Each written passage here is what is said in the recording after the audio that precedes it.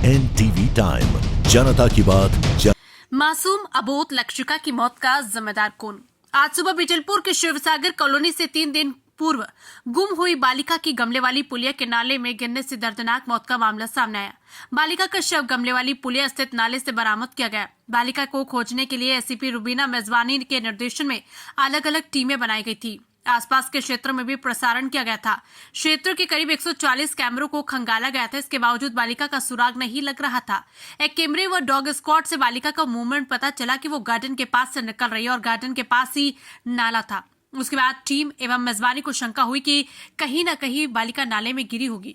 रविवार रात होने के कारण रेस्क्यू ऑपरेशन शुरू तो किया, किंतु अंधेरे और कोई बड़ी घटना न हो जाए इसलिए रेस्क्यू को रोक दिया गया। सोमवार को सुबह 6 बजे बालिका को खोजने के लिए एनडीआरएफ सहित अन्य टीम नाले में बालिका की तलाश कर रही थी, लेकिन यहाँ भी निराशा हाथ लग रही थी। तभी रुबीना मेजबानी को आशंका हुई कि बालिका जिस जगह जा रही थी और डॉग स्क्वाड नाले को ही बता रहा था। ऐसे में पोकलेन लगाकर नाले को खाली करवाया गया। इसके बाद बालिका का शव नाले में मिला।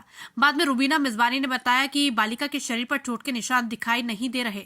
हो सकता है कि वो नाले में गिर गई हो। पूरे मामले को जांच में लिया गया। इस प्रकार 3 दिन की मशक्कत के बाद पुलिस को शव मिल पाया। कॉलोनी वासियों में काफी आक्रोश था, जिसके चलते उन्होंने चक्का जाम भी किया। लेकिन ऐसे में प्रश्न ये उठता है कि कैसे गलती किसकी है? निगम की, जिसने नाले के आसपास तार फेंसिंग नहीं किए, या वो कॉलोनी काटने वाले जिन बिल्डरों की ऐसी जगह को नजरअंदाज करते हुए अपनी जिम्मेदारियों से पल्ला झाड़ते हैं। टीवी टाइम के लिए राजेश पिल्ले की रिपोर्ट। वो शनिवार को दोपहर 1 बजे से अपने घर से गायब थी और खेलते खेलते ही बच्ची एकदम दौड़ गई थी।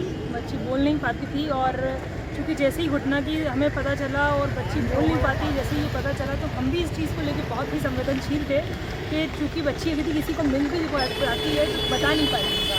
इसी को लेके हमने बहुत ही एक्टिवली काम किया और सबसे पहले उन लोगों को अप्रोच किया कि जो बच्चों को जो इस तरह के मुख बधिर बच्चों की भाषा समझते हैं, उन लोगों को भी अप्रोच किया कि यदि आपके पास कोई कॉन्टैक्ट में आता है तो हमें ज़रूर सबसे पहले संपर्क करें। सभी थानों को प्रसारण किया, आसपास के जिलों को प्रसारण किया, सभी अस्पतालों को प्रसारण किया कि यदि ऐसी कोई भी बच्ची आती है तो हमें उसकी सूचना दें। बाद इसके हमने पूरे अपने जो सीसीटीवी फुटेज है कॉलोनी की, उन पूरे सीसीटीवी फुटेज को खंगालना चालू करा।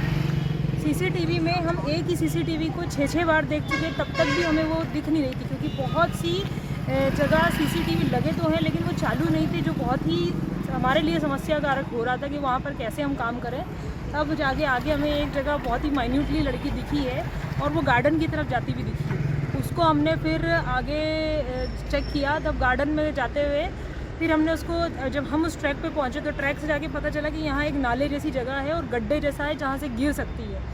जैसे ही रात को हमें ऐसी संज्ञान में आया, क्योंकि रात हो चुकी थी, हम उस पर काम नहीं कर पाए। सुबह से हमने 6 बजे से टीमों को तत्काल मौके पर पहुंचने के निर्देश दिए थे और सभी टीमें एसडीआरएफ की, निगम की, पुलिस की, सारी टीमें हम पहुंच के और सुबह से ही पूरा अमला लगा हुआ था।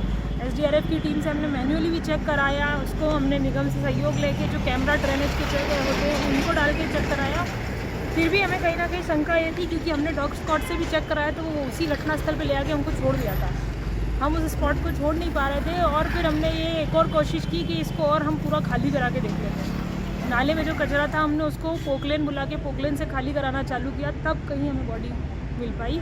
और फौरी तौर पर उसको देखने में ऐसी कोई ज़ाहिरा चोट उस पर दिखाई देती नहीं है और प्रायः यही प्रतीत होता है कि बच्ची एक्सीडेंटली वहाँ गिर गई।